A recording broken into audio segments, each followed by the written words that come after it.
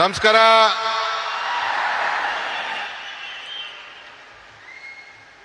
Honorable Prime Minister, the leader of this country, Shri Narendra Modi ji,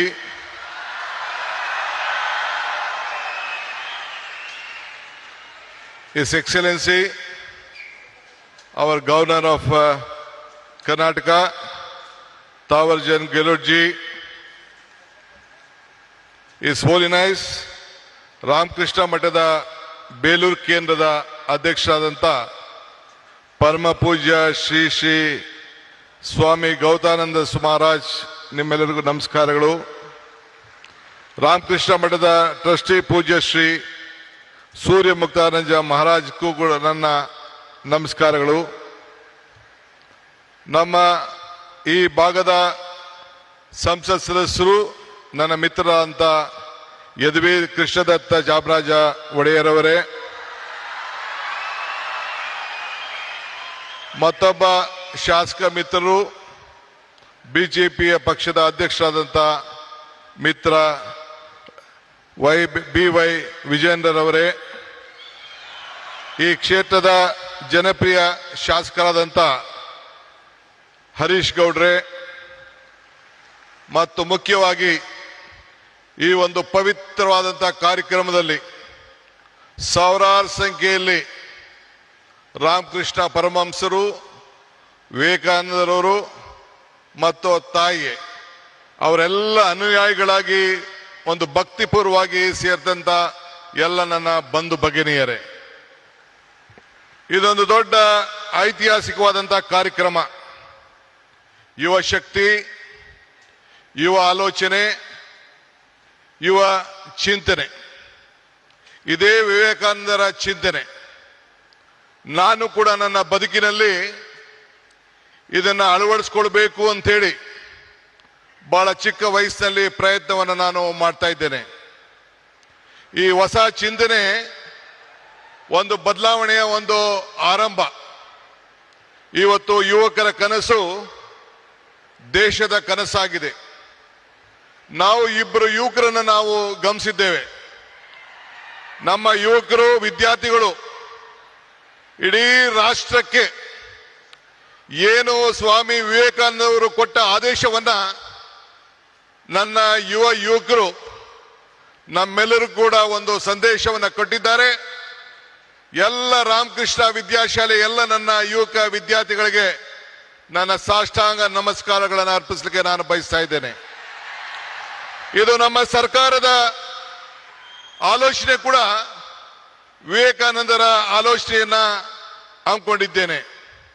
ಯುಗ ನವಯುಗ, ಇದೇ ನಮ್ಮ ದೊಡ್ಡ ಘೋಷಣೆ ಅಂತ ಹೇಳಲಿಕ್ಕೆ ನನಗೆ ಬಹಳ ಸಂತೋಷ ಆಗ್ತದೆ.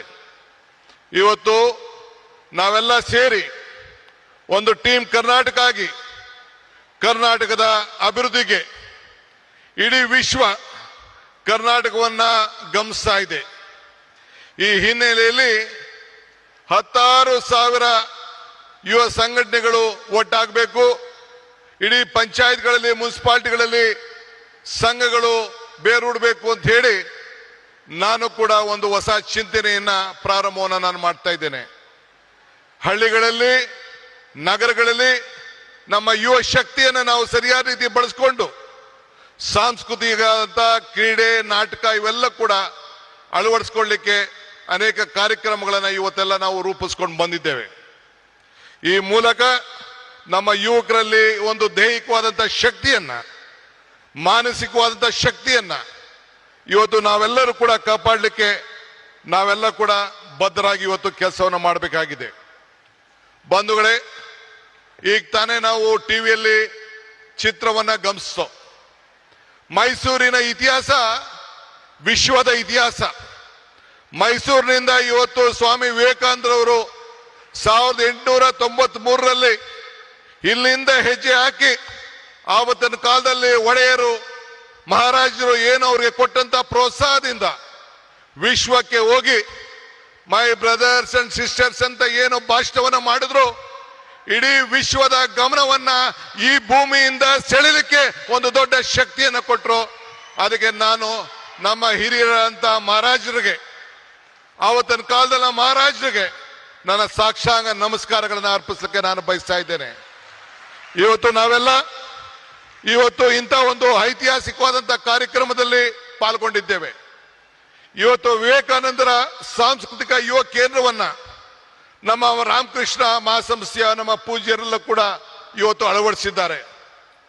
ಇದು ಅವರ ವೈಯಕ್ತಿಕವಾದಂತಹ ಆಶ್ರಮದ ಆಸ್ತಿಯಲ್ಲ, ಇದು ಇಡೀ ದೇಶದ ಆಸ್ತಿ. ಈ ದೇಶದ ಯುವಕರನ್ನ ಯಾವ ದಿಟ್ಟಿನಲ್ಲಿ ತೆಗೆದುಕೊಂಡು ಹೋಗ್ಬೇಕು ಅಂತೇಳಿ ಒಂದು ಕಾರ್ಯಕ್ರಮವನ್ನು ಇವತ್ತು ರೂಪಿಸಿದ್ದಾರೆ.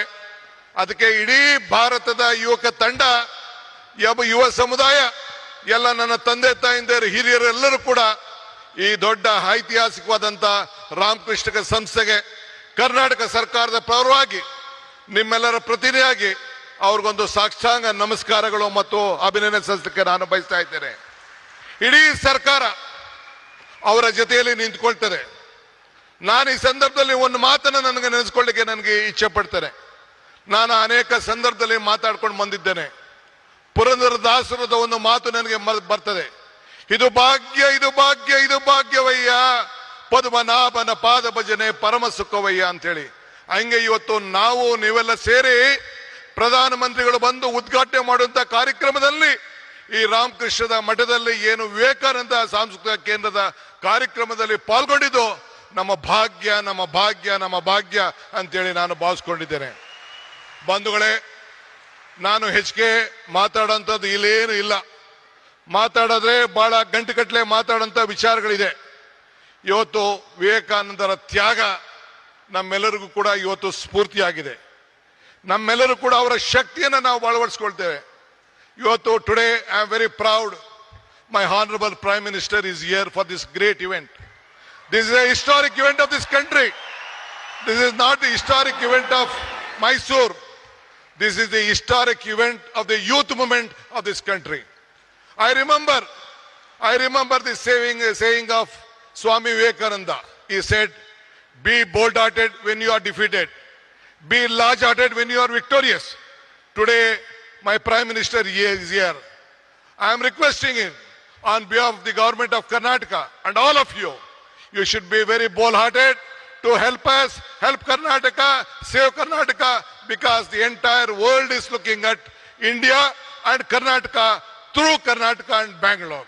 So I request you, once I remember our Honorable Prime Minister, Mr. Atal Bihari Vajpayee, had come to Bangalore for the laying the foundation of the airport. He said, there was a time when the world leaders used to come to Delhi, then they used to come to Calcutta, Mumbai, Chennai, Hyderabad, or different part of the country. Now the situation has changed. This is when Mr. S.M. Krishna, a student of this institution, was the chief minister. He said that Mr. S.M. Krishna was the chief minister. Then he laid the foundation, Atal Bihari Vajpayee laid the foundation of the international airport. Then Mr. Vajpayee said, the situation has come. The world leaders are first coming to Karnataka and Bangalore, then they are coming to Delhi. This is the strength of this great people. Our people are the culture. Sir, Prime Minister, sir, you see the weather, you see the culture. This is the strength of this great state. The entire state stands with you. We want to work together. We want to work with the federal state. I appeal to you. Let us all work together. This is great. This is the Sankalpa Bhumi. In this Bhumi, at the time when our Vivekananda traveled in a train in the history, he was traveling the ship along with Tataji. Then Tataji asked, what has to be done? He said, India is poor. This has to be a science city. Then the Tataji asked Maharaja. One day Maharaja gave more than 300 acres of land in Bangalore. That is the Indian Institute of Science, which is in Bangalore. That is the contribution of Maharajas to the science of this country. That is what the Maharaja has given, and Tatas helped us.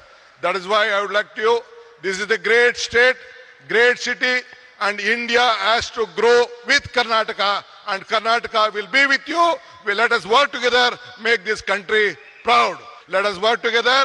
Let us build Karnataka. Let us build India, a strong India. Jai Hind, Jai Bharat, Jai Vivekananda, Jai Ramakrishna, Jai Mata. ಎಲ್ಲರಿಗೂ ನಮಸ್ಕಾರ.